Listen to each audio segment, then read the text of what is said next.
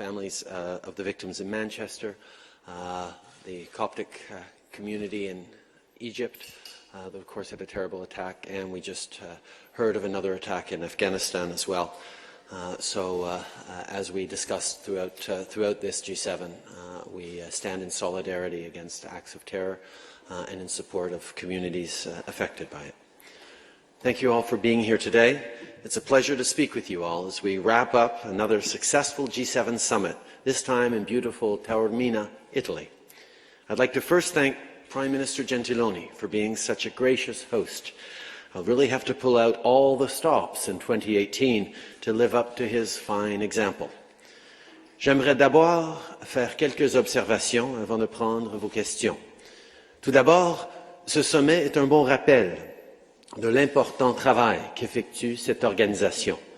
Nous reconnaissons tous que les partenariats entre les pays sont fondamentaux si nous voulons promouvoir la paix et créer de la prospérité pour tous nos citoyens. Je peux affirmer avec confiance que le G7 est fort et uni à la sortie de ce sommet. We've had some excellent discussions over the past few days on issues of security, energy, climate change, and economic growth that benefits the middle class and those working hard to join it. We talked about global anxieties around inequality and the very real worry that with a rapidly changing economy, folks are at risk of getting left behind. On this, I echoed my previous statements, calling on governments to work with their citizens to develop real and lasting solutions together. We agreed on the importance of free, fair, and balanced trade around the world. We've renewed our determination to fight terrorism in all forms, including Daesh, and we reaffirmed our commitment on non-proliferation and disarmament, including in North Korea. As a group, we share the belief that gender equality is crucial to the success of any society. Our communities grow and prosper when the rights of women and girls are fully recognized. That means, among other things, making sure women and girls can contribute to their economies. They need access to skilled jobs, financial support for their businesses, and markets for their products.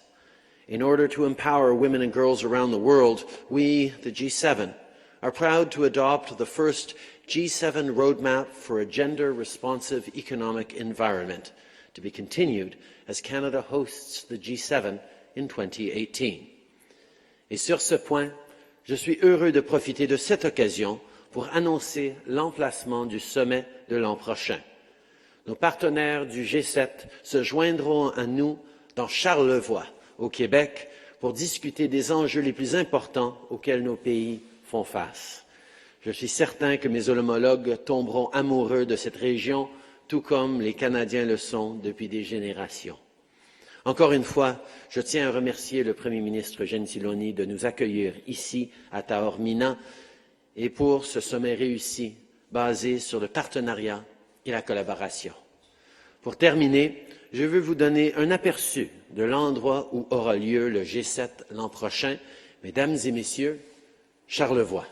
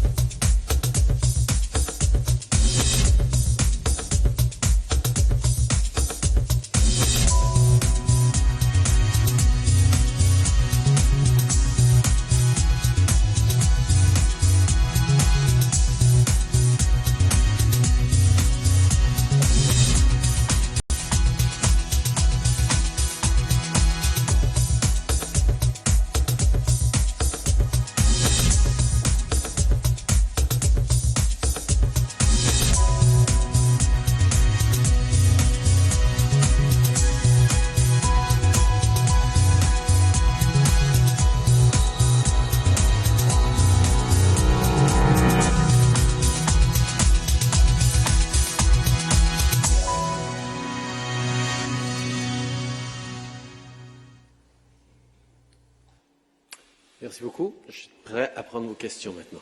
Start with Josh Wingrove from Bloomberg News. Prime Minister, thank you for taking our questions. I want to ask you a little bit about the dynamic around the table these last few days. You spent quite a bit of time with the particular, have you learned anything? And do you think he's changed at all since taking office, and what had happened in the last few days would support them? I think one of the great things about the G7 is it's an opportunity for countries that are close allies and partners in so many ways around the world to come together and have frank and open discussions about how we can work together to improve the lots of our citizens, our communities, of our economy, and indeed promote our values around the world. This was an opportunity for us to discuss things that matter to us, and as always, we had great frank discussions, and I was always pleased to stand up for Canadian values and promote our interests throughout the discussions we had. Une des choses magnifiques du G7, c'est une opportunité pour des alliés de se rassembler pour discuter de façon franche et ouverte de nos priorités, de nos valeurs partagées, de nos préoccupations dans le monde. C'est vraiment unique comme sommet dans cette dynamique-là, et j'ai été très content de pouvoir avoir des échanges sur les priorités des Canadiens, nos valeurs et évidemment nos préoccupations pour les moments à venir. Can you, in particular, talk about the language on trade and protectionism? What role, if any, did Canada play in bringing a conclusion on that? And was President Trump, resistant to that language in particular? Canada knows as well as and better than many other places how important trade is to create opportunities, to create jobs, to grow the economy. But we all recognize that growing the economy needs to happen in a way that benefits everyone. That's why the emphasis on inclusive growth that we've had here in the G7, but that we've seen throughout summits over the past year and a half that I've been in this position, continues. We all around the table got elected on commitments to support the middle class, to work hard for our communities, for our citizens, to create opportunities in a changing world. And we know that creating growth through trade in ways that benefits all our citizens is a priority we share. The approach that we need to strike fair, free, open, balanced trade is something we all shared around the table. Joanna Smith with the Canadian Press. We were told when you had a short pull-aside with President Trump today that you talked about reaffirming commitment to the deep economic relationship between Canada and the United States. I'd like to know, what did the President say specifically on NAFTA to either reassure you or give you any cause for concerns? We agreed that there is no relationship between any two countries in the world quite as close and as integrated as Canada and the United States. We share a very similar approach on a broad range of issues, and our citizens are interconnected and interrelated in ways that are cultural, economic, people to people, and will continue. There's always opportunities to do more on trade, always opportunities to improve trade deals, and that's very much what we're focused on. But we certainly agreed that the benefits of this relationship over time and into the future in creating good jobs, in creating economic growth on both sides of the border needs to be focused on and maintained.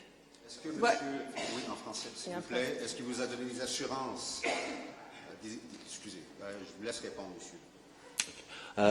On a eu une très bonne conversation sur l'importance des relations entre le Canada et les États-Unis qui sont uniques au monde. L'intégration de nos économies, les bons emplois des deux côtés de la frontière qui ont été créés au fil des décennies entre nos deux pays est quelque chose à valoriser et à protéger.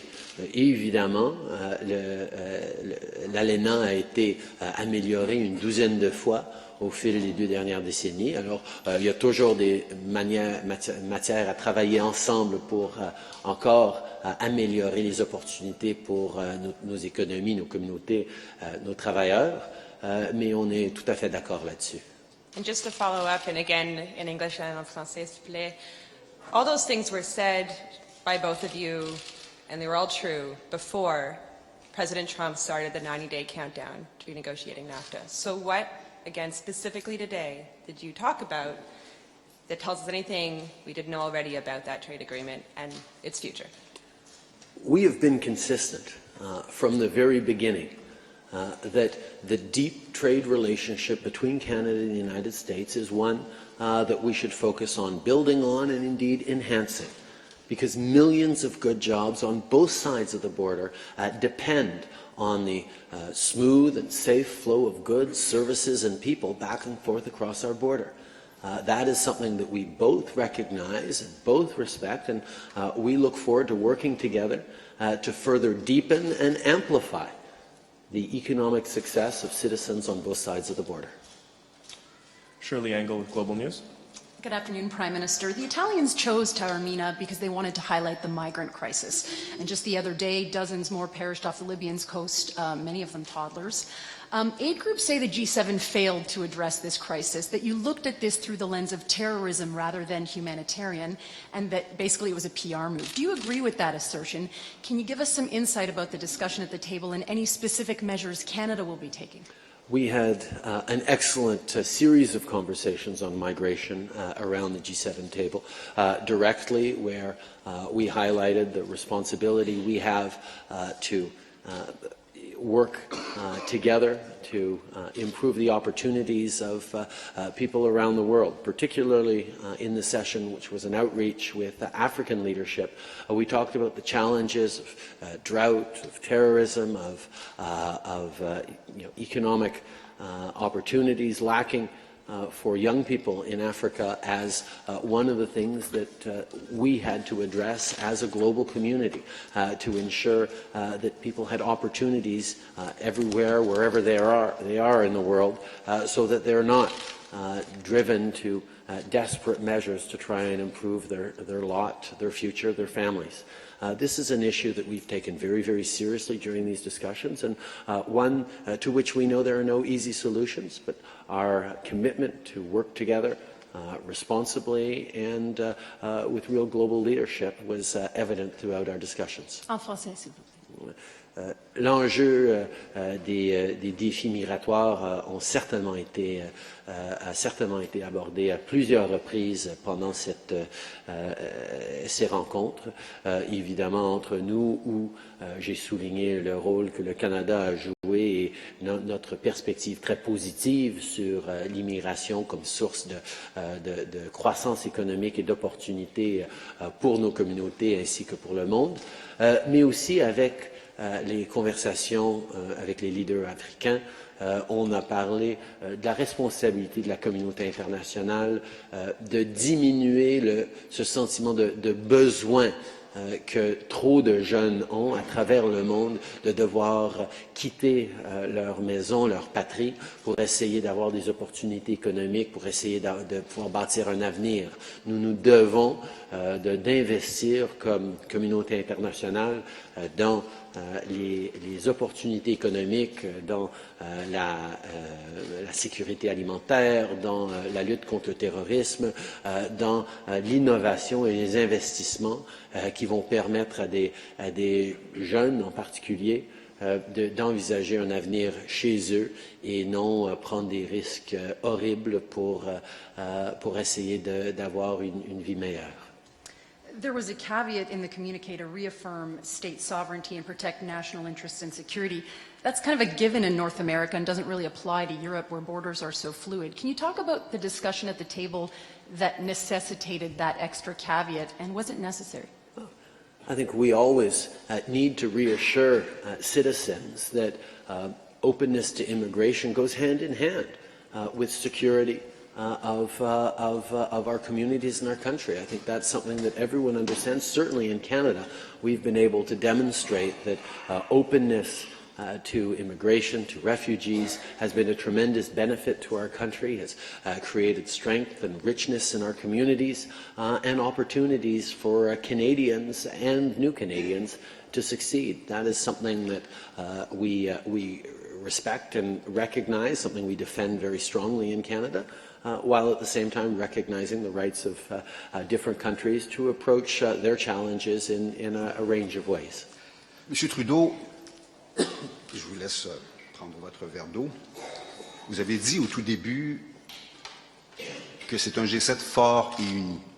Comment pouvez-vous dire que c'est un G7 fort et uni Alors que vous sortez de ce sommet sans avoir M. Trump à bord sur un sujet crucial, un enjeu crucial qui est le climat, on lit le communiqué final, on a l'impression qu'on a maquillé carrément les divergences, et même Mme Merkel, en bout de ligne, a du mal à cacher sa frustration.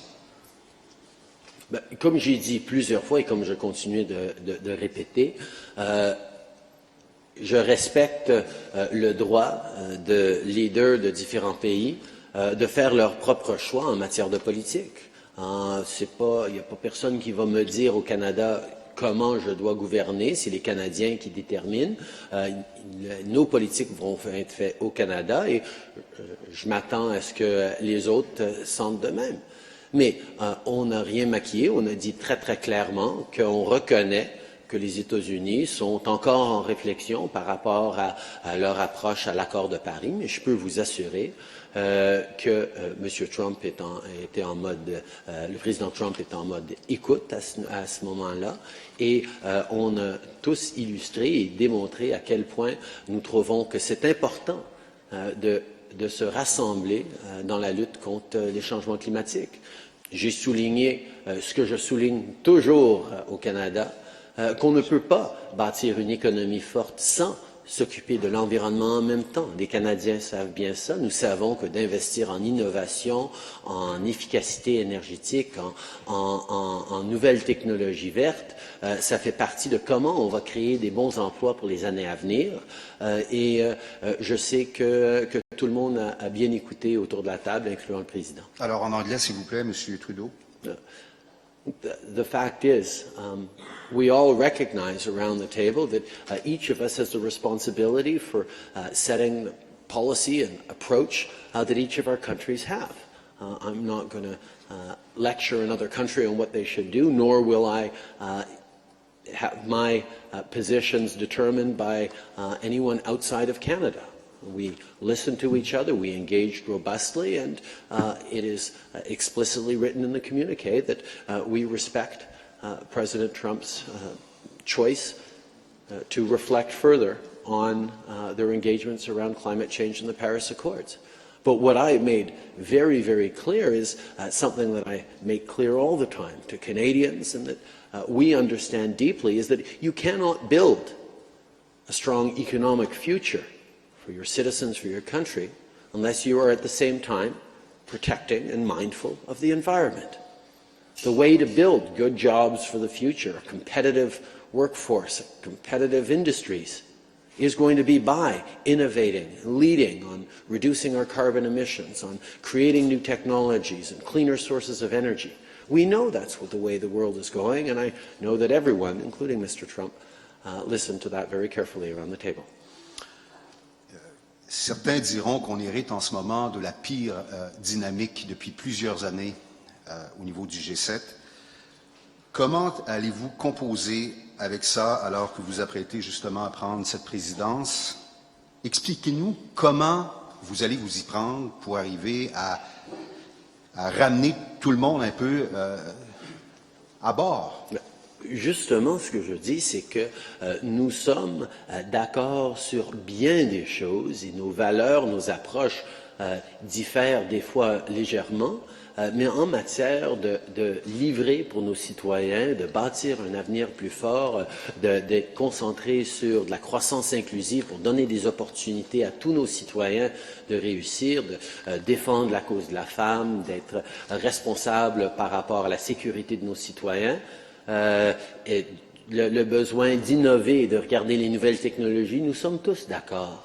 Les approches vont différer, mais c'est sûr que des approches vont toujours différer d'un pays à un autre. Et notre capacité, justement, d'avoir un forum dans lequel on peut parler franchement, ouvertement, parler de choses difficiles, monter des arguments les uns contre les autres, essayer de convaincre pour avoir un leadership continu au niveau du G7 comme on l'a à travers le monde, c'est justement la valeur du G7. Alors, je suis très content de cette rencontre qu'on a eue. So what are you going to do in the next, en anglais, s'il vous plaît?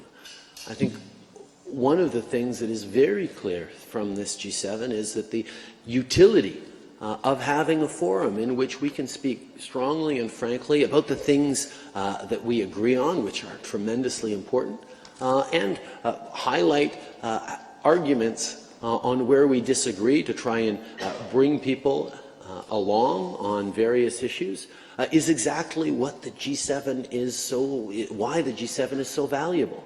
This is an opportunity for us who have a tremendous influence on the global economy, the global community, to talk about common challenges and shared opportunities and work together in real and concrete ways to create opportunities for our citizens.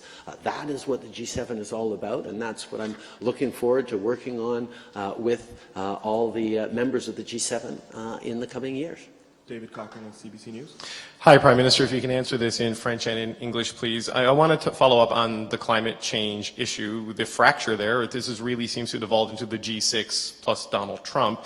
So with the risk of the world's biggest economy potentially scaling back its Paris commitments or pulling out of it altogether, isn't the failure to reach consensus, isn't that a failure of the G7? I think the fact that we recognize how important it is, certainly the fact that Canada recognizes how important it is to move forward on both growing the economy and protecting the environment at the same time, is something that resonated around the table. Now, obviously, any new administration or any new government is going to have its own approach or its own priorities. And I think the value of the G7 is that we do get to have honest and robust exchanges and talk about where we're going and how we're going to get there together. And I know that this G7 was extraordinarily useful for exactly that. I believe that we are always stronger when we have frank and open discussions, and that's exactly what we were able to have. I certainly continued to highlight what we in Canada know to be true and are going to be building on these opportunities with like-minded allies in the coming years. In French, please.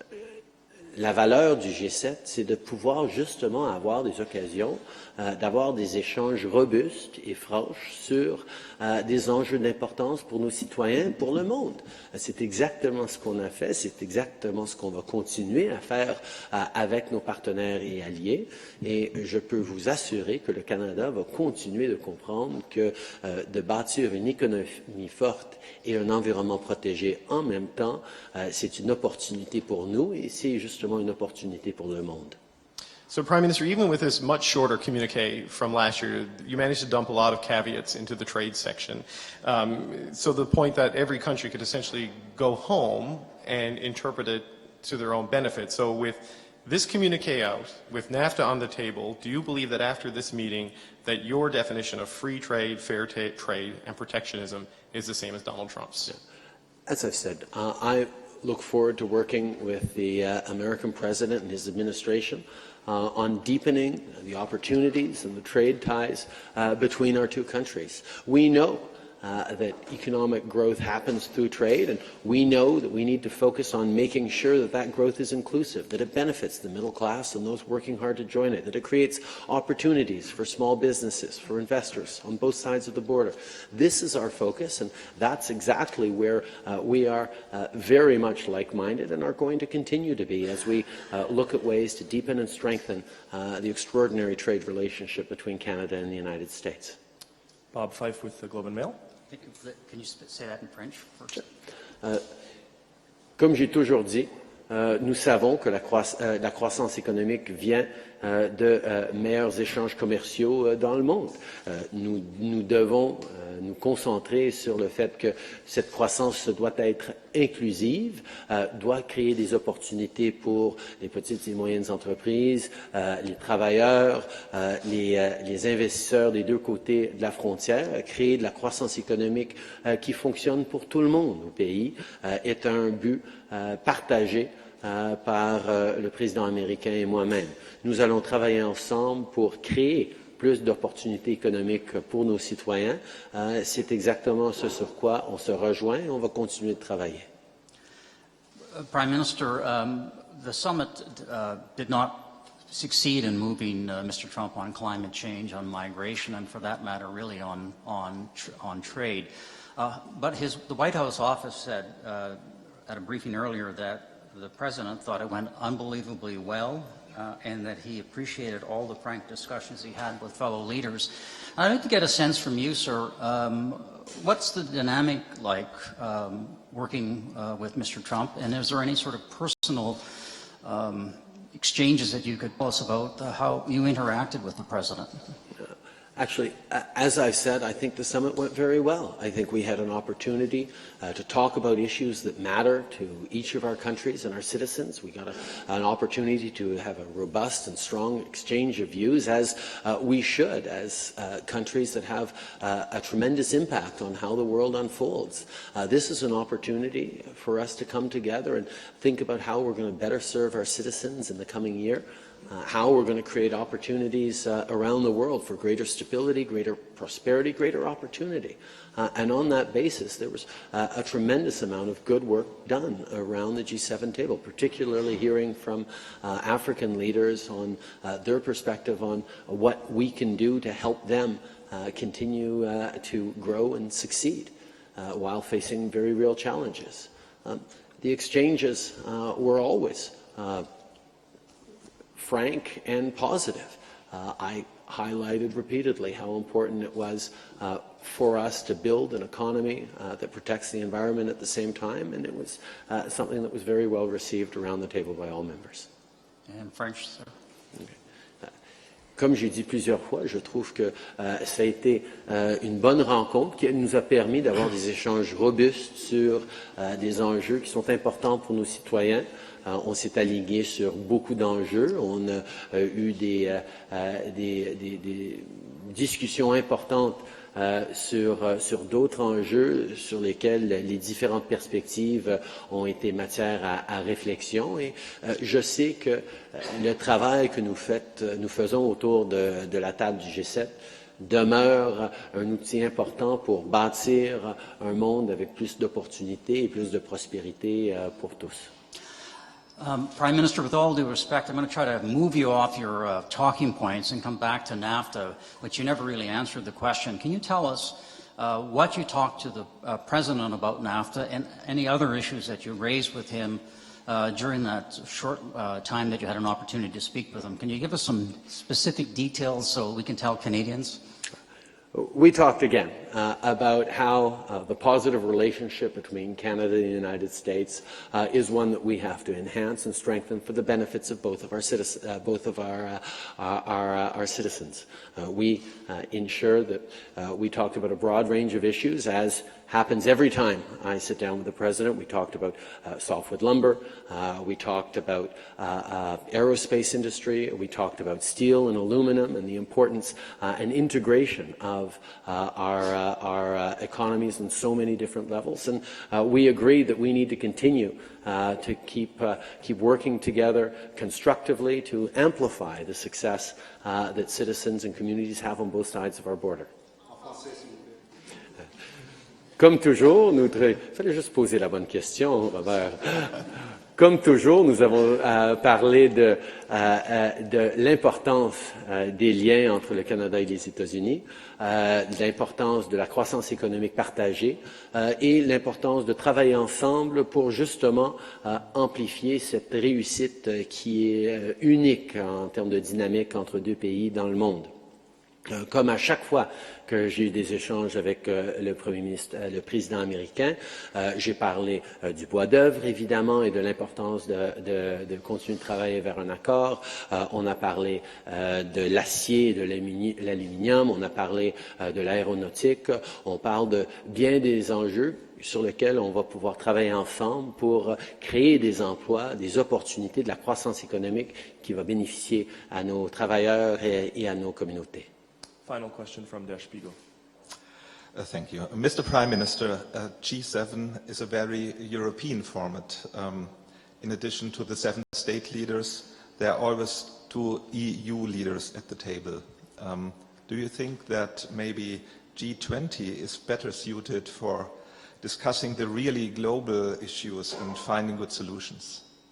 Oh, I think the perspectives and the alignment of values that we have around the G7 table is extraordinarily valuable as a way to speak frankly and openly with friends, colleagues, and allies on issues that matter deeply to our citizens. As leading democracies in the world with tremendous economic weight in terms of the path we're taking, the opportunities we create for our citizens, the G7 is a unique and valuable opportunity for countries that have a significant impact on the way the world unfolds, the rules-based order, the international trade regimes, the priorities that the international community sets forward. This is a great opportunity to come together as like-minded countries and set a path for what we're going to work on together for the benefit of our citizens and the world. En français, s'il vous plaît. Bien sûr. Il apprend vite, hein, l'allemand.